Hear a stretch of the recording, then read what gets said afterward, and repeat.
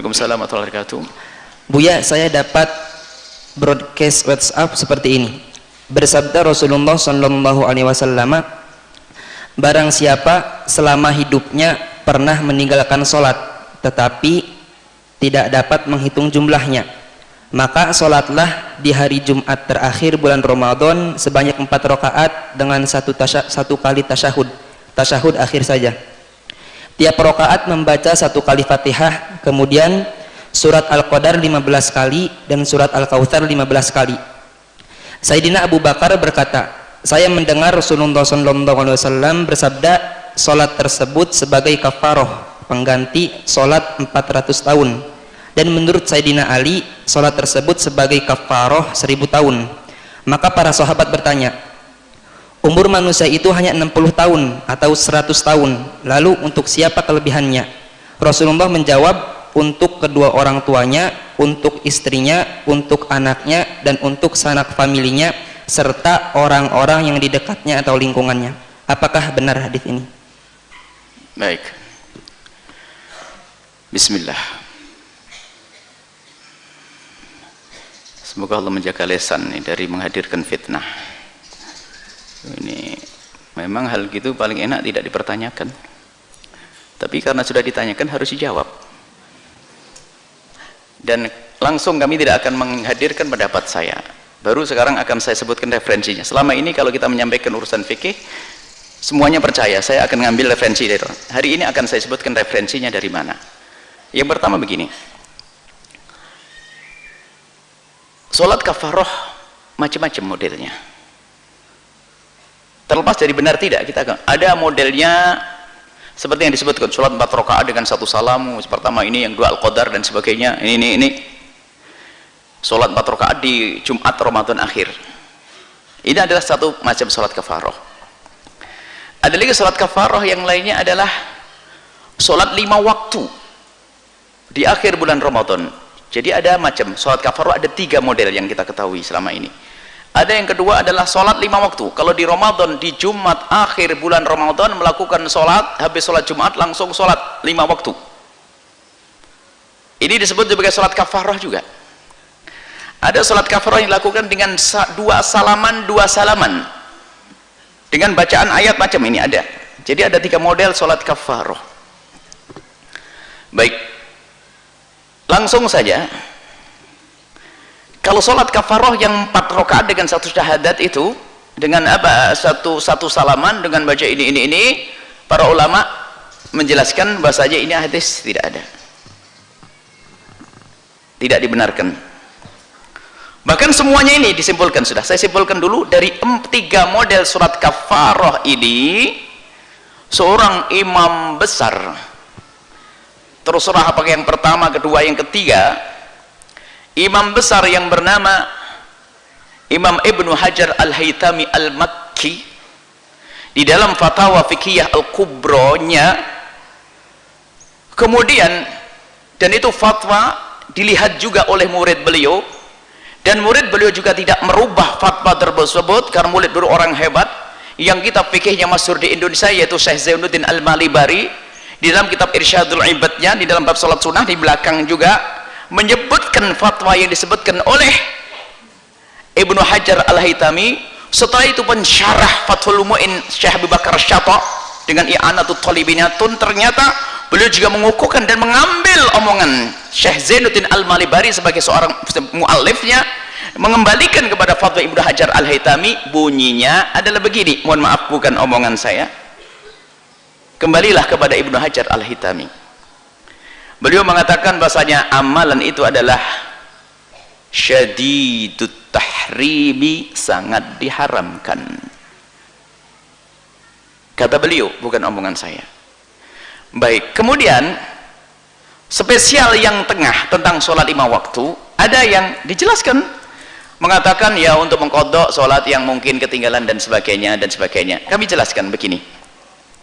Jadi jelas, jadi itu ada kata Ibnu Hajar. Saya akan patuh dan dengan perkataan ulama Ibnu Hajar, karena selain fatwa Ibnu Hajar belum ada fatwa yang akurat, artinya dengan hujah-hujahnya.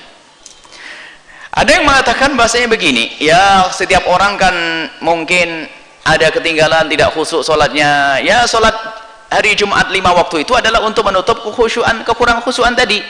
Ini yang disampaikan sebagian orang, dan berhak beliau menyampaikan seperti itu. Cuman kita kembali kepada fikih kita, bahwa ini sedikit agak beli ya, dan ingat, yang berbeda, kalau anda bersama kami tidak usah mencaci yang lainnya dulu, tidak usah mencaci. Yang berbeda itu bukan omongan saya. Tidak perlu kadang-kadang kita membawa fatwa ini berat, seolah-olah saya yang berbicara lah ini. Waduh, ya tidak apa-apa, saya harus menyampaikan. Baik, begini, urusan mengkodok sholat itu begini bunyinya. Kodok sholat fardu, kapan kita mengkodok sholat? Mengkodok sholat fardu adalah kalau kita yakin bahwa ada sholat yang kita tinggalkan satu, dan tahu bilangannya. Yang kedua adalah kita yakin meninggalkan tapi tidak tahu bilangannya. Ini sering saya ditanyakan, Buya, saya masa muda saya sering meninggalkan sholat. Yakin, cuman dia tidak ngerti bilangannya. Maka yang kedua ini boleh mengkodok, tapi dikira-kira dulu, kira-kira berapa umur, berapa headmu, headku umur 14, ini hitung, umur 25 baru sadar, ya 10 tahun dihitung, berapa kali dihitung, baru nanti sholatnya yang dikodok itu. Yang ketiga adalah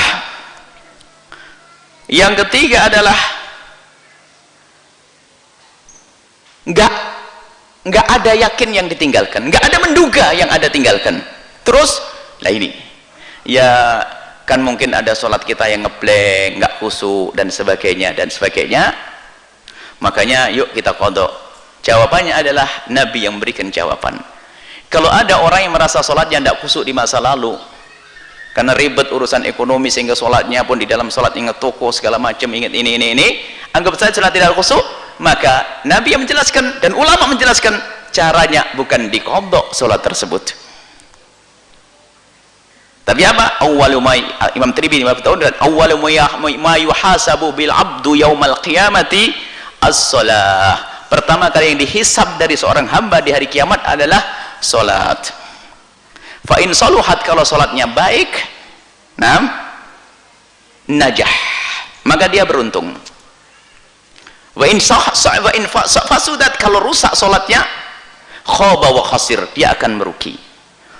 Wa in nintaqasa, kalau ada yang kurang, min faridatihi, dari sholat fardu yang dilakukan, dari semua fardunya, qala Rabb, Allah bersabda firman, ungduru, hai malaikat lihat, hal li abdi, apakah hambaku ini punya mata tawa'a, sholat sunnah atau kesunnahan, yakmulu biha man takhasa min faridatihi, yang bisa menyempurnakan kefarduannya, yang menyempurnakan kefarduannya.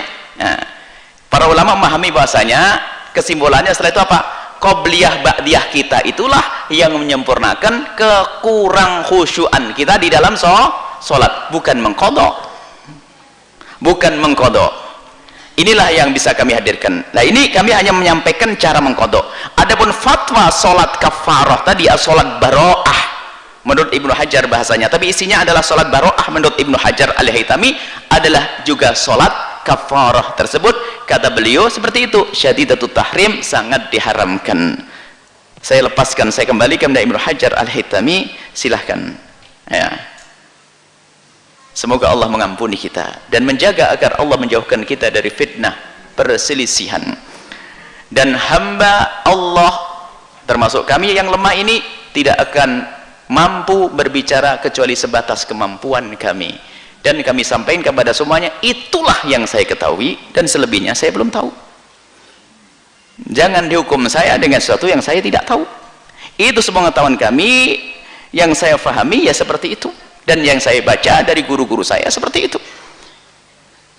Wallahu a'lam bishawab. Menyaksikan video ini, jangan lupa berselawat kepada baginda Nabi Muhammad sallallahu alaihi wa alihi wa sahbihi wasallam.